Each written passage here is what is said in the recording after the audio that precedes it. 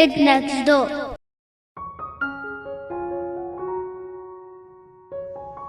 Hello everyone, welcome to The Kid Next Door. Thank you so much for your support, for liking our previous videos. Don't forget to subscribe. This video especially is as requested by one of our subscribers who wanted a tutorial video for drawing a leopard. And then we thought, why not give the entire jungle scene? So here this goes for you. So we are trying to basically draw this jungle scene having lion, leopard and elephant in it, and we are going to start first with lion, the king of the jungle. We first draw its nose, followed by the eyes and then the mouth.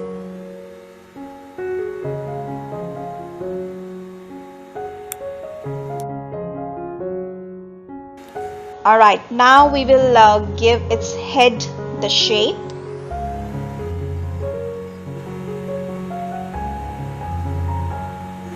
We'll draw two tiny ears, followed by the hair around the head using random zigzag lines. Now we'll draw its body.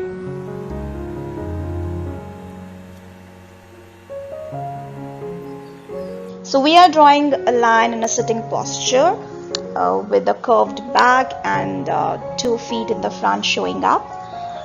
We are keeping the paws very simple so our young artists can follow. And the lion is done with the tail at the back. So now we'll begin with the leopard, and again we'll start with the nose first,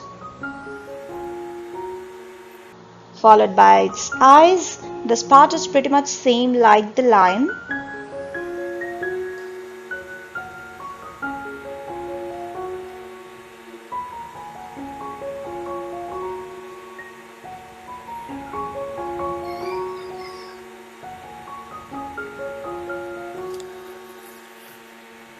So we'll make its head and ears.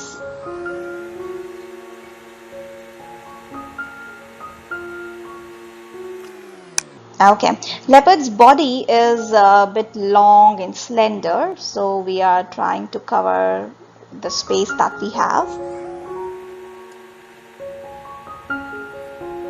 We'll draw its front leg, followed by the back leg.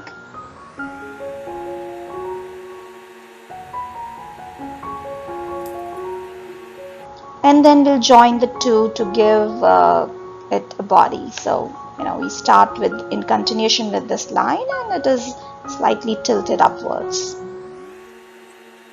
Okay, see, the paws are kept very simple because the video is meant for young artists or the beginner level.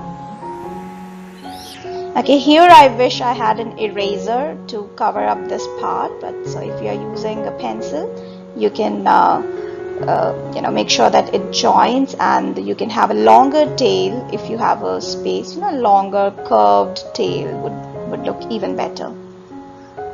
Fine, so this is the leopard done.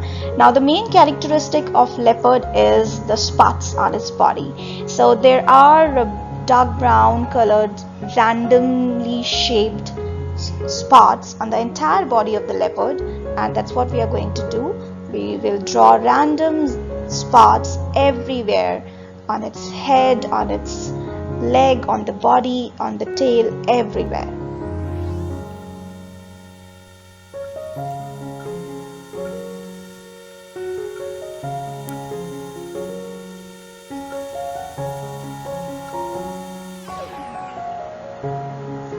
Alright, so that's the leopard.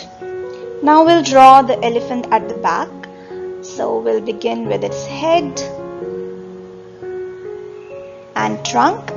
I have drawn an upward folded trunk. You may feel free to make the trunk just hanging down or folded inwards.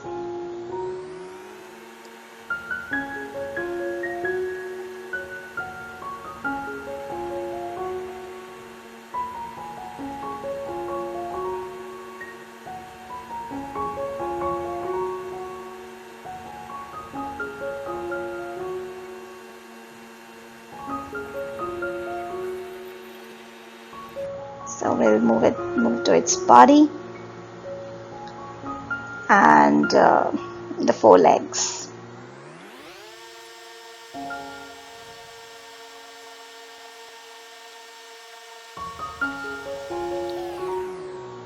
Okay, so once we have these three animals, now we can do the landscaping around them. I have drawn one horizon here, and before I draw the horizon this side, I felt I must do a tree. So this line should be erased. Try to avoid this part. And then you draw a simple tree trunk showing some branches.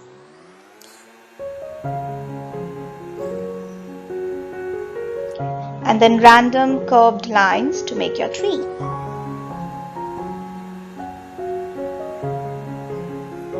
We'll draw some grass and then complete the horizon from that side.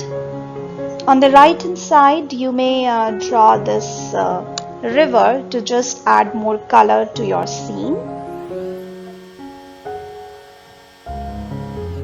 And some hills. For the same reason, we can have a waterfall coming out of the mountains and some random lines to show that it's a flowing water.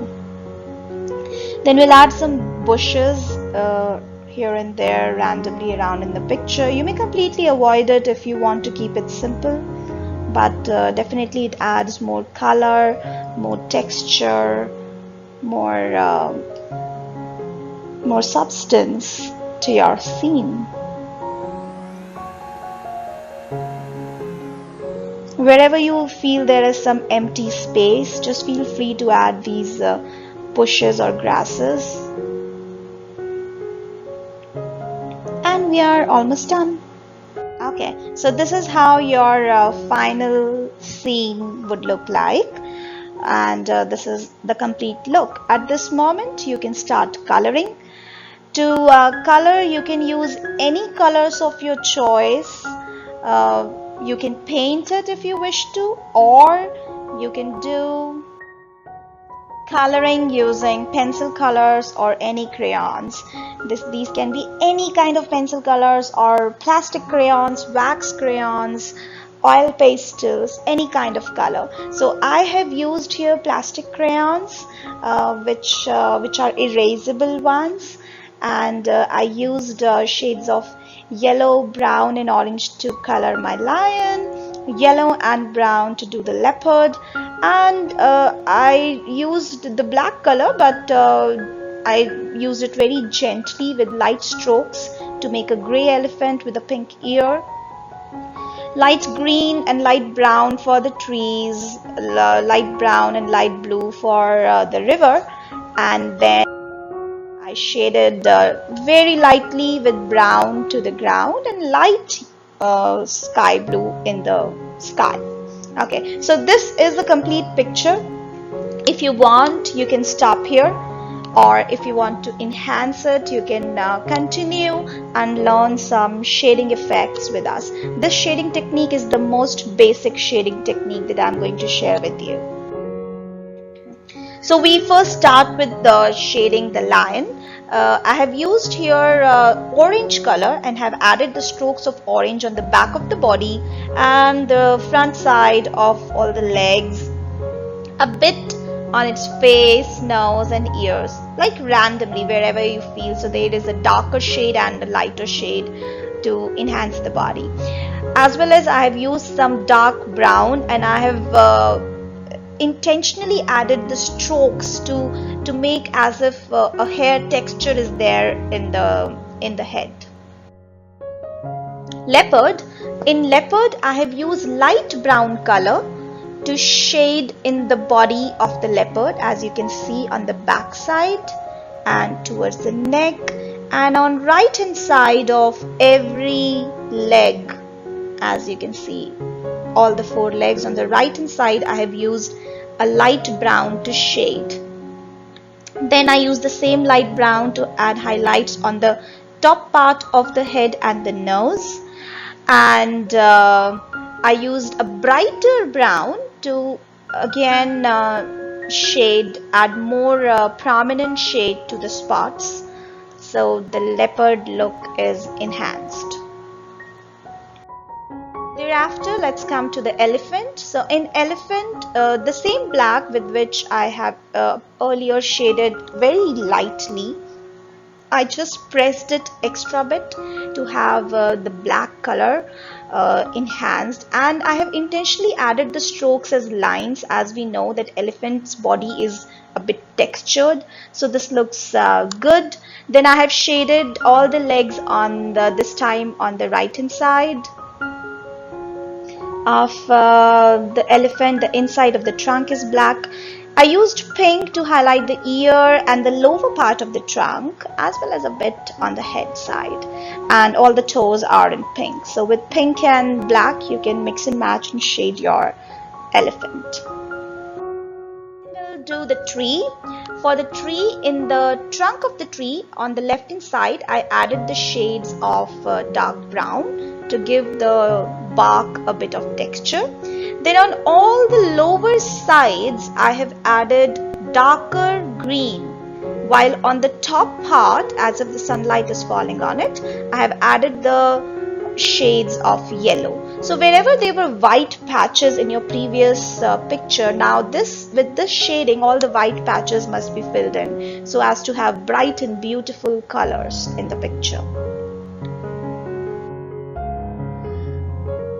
Finally, we added more shades to the mountain with the darker brown and some strokes. As you can see, the strokes of dark blue color are clearly visible, but that is giving a very good texture, a water effect in the river. So just add these random lines. They don't have any direction or shape to follow. They are long strokes. Visualize how the river would be flowing and just keep adding color. So the picture looks like this, and now it's time to color the ground. So I used random shades of brown, light brown, dark brown, light green and yellow to shade here and there. There is no definite rule to it. You can add the texture the way you want, and trust me, everything looks great after the colors are bright enough to make your picture vibrant. So just feel free to add brown and green and randomly, and make your picture look bright. Also, I added more shades in all the bushes and the grasses, the same dark green and yellow shading as per your choice, very randomly. Finally, we are just left with the sky. So using the dark blue, purple and pink, I added sea kind of a shape to make cloudy pattern. I just kept on doing my crayon with a very light hand in random circular strokes to make these clouds. If you find it too technical, you may completely avoid it and just draw in the horizontal line, the sleeping lines. You can add more shades of blue and pink and purple in your sky to make it look like a pleasant weather around. Your jungle scene is ready. You can frame it and hang it in the wall of your room, and I'm sure everybody is going to love it.